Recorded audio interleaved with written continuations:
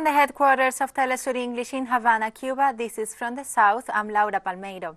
This Wednesday, the high-level general debates of the 75th session of the United Nations General Assembly continues under the theme, "The future we want, the United Nations we need."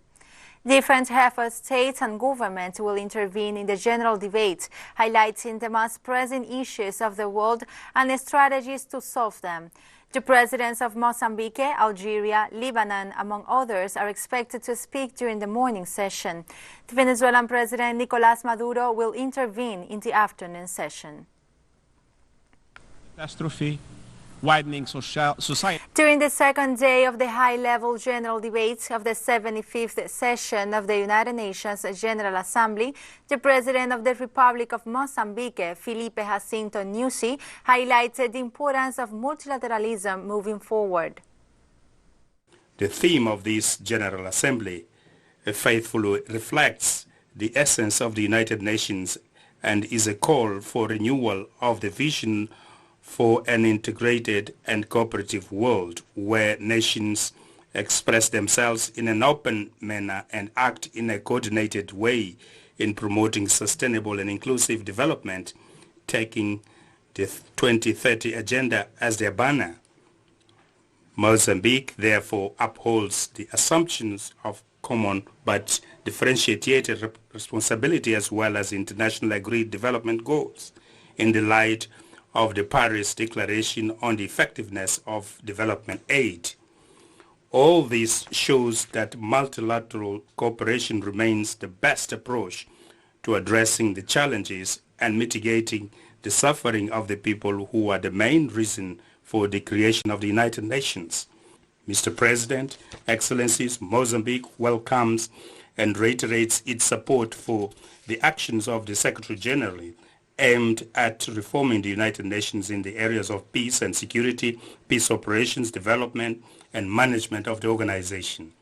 Nevertheless, we are concerned about the lack of progress in the intergovernmental negotiations so that the reform of the Security Council will yield results in line with the 21st century. Several different political parties in Venezuela have reiterated their commitment to resolving political differences in the country through participation in the upcoming December parliamentary elections. From Caracas, our correspondent Leonel Retamal Muñoz brings us the details. Opposition political sectors in Venezuela reiterated their willingness to take on their opponents in the December elections. They have rejected the attempts by the United States and violent opposition sectors to torpedo the polls and requested that the European accompany the electoral process. We're very concerned that international bodies will make hasty decisions. We, Venezuela, have to look for ways to solve our conflicts. International aid is important, fundamental, but I repeat, the commitment we have to this process is unwavering. For their part, left-wing sectors hope to achieve a broad victory in December and agree on the call for internal observers, but without interventionism. We have invited almost all the countries of the world, grouped in different institutions and multilateral organizations, to come and see the characteristics and conditions of the Venezuelan electoral system. What we cannot accept because it goes against the Constitution is that another country decide in the Venezuelan elections. All this comes at a time when a spokesperson of the ruling party have denounced attempts to generate acts of violence in the country and are calling on the organized population to be alert to any movements that alter the conditions prior to the elections. The intelligence agency have detected movements that call to generate violence, to attack PDVSA centers, electricity plants, water treatment plants, and we want to especially alert the Venezuelan people. Over 14,000 candidates are registered for the elections that will renew the seats of the National Assembly on January 5, 2021. Leonel Retamal Muñoz, TeleSUR, Caracas, Venezuela. And we are taking a very short break now, so don't go away.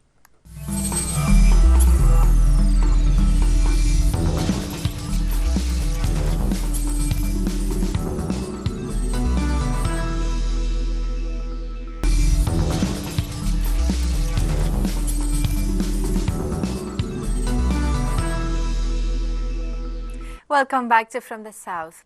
Belarusian President Alexander Lukashenko was officially confirmed as head of this country today after winning the elections on August 9th with 80% of the votes. The inauguration ceremony was held in the capital's Palace of Independence with the presence of several hundred guests, including deputies, members of the Council of the Republic, leaders of the state bodies, and social organizations, according to the Belta agency.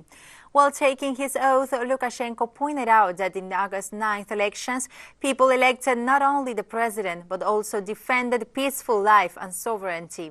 I assume with the pride of having a people that passed a test of resistance and strength, he said. Russia is planning to conclude the Phase 3 trial of a Sputnik V vaccine against COVID-19 within 5 to 9 months, officially sources reported. Alexander Ginsburg, director of the National Research Center for Epidemiology and Microbiology, pointed out that if everything goes well, permission will then be sought to start examinations with minors next summer. He added that some documents are currently being prepared to get permissions for the trials with children, which will be divided into several age and risk groups. About 2,500 volunteers did not complain about the vaccine, he assured. At least 60,000 people out of a required maximum of 40,000 registered in the city as volunteers had to be vaccinated, local television has reported.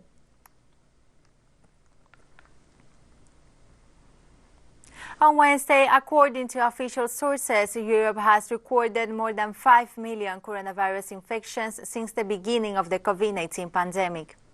Russia is the country that has reported the highest amount of infections in the European continent, with over 1.1 million confirmed COVID-19 cases and more than 19,000 deaths. The second hardest hit nation is Spain, with more than 682,000 cases and nearly 31,000 fatalities.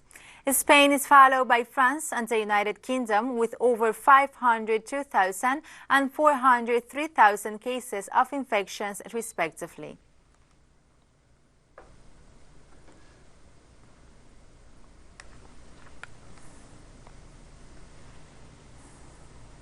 This Wednesday, Switzerland's police broke up a two-day protest outside the Swiss parliament overnight, carrying away demonstrators who had camped out to demand more action against climate change.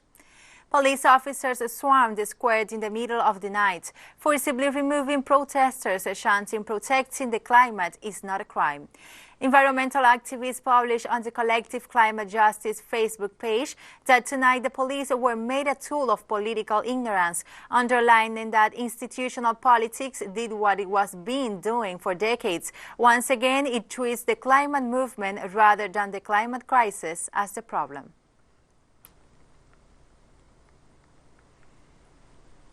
The European Union announced on Wednesday a major overhaul of the rules in the hope that more countries will finally be prepared to share responsibility for people landing on Europe's shores, seeking sanctuary or better lives.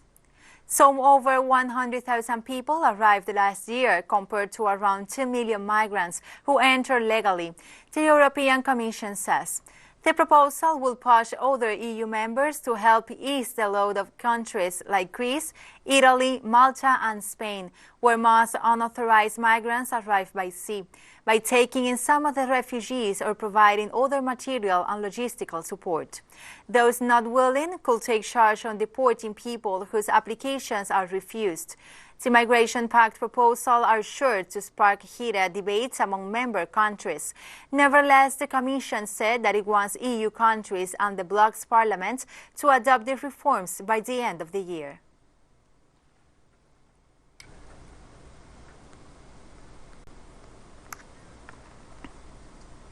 On Wednesday, during an audience in Vatican City, Pope Francis called for a culture of solidarity and equality in handling the COVID-19 crisis response.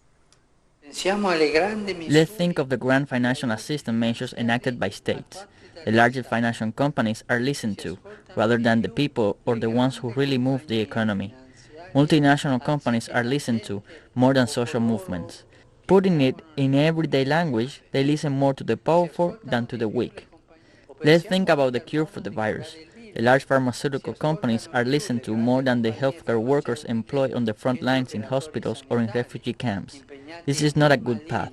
Everyone should be listened to. Those who are at the top and those who are at the bottom. Everyone.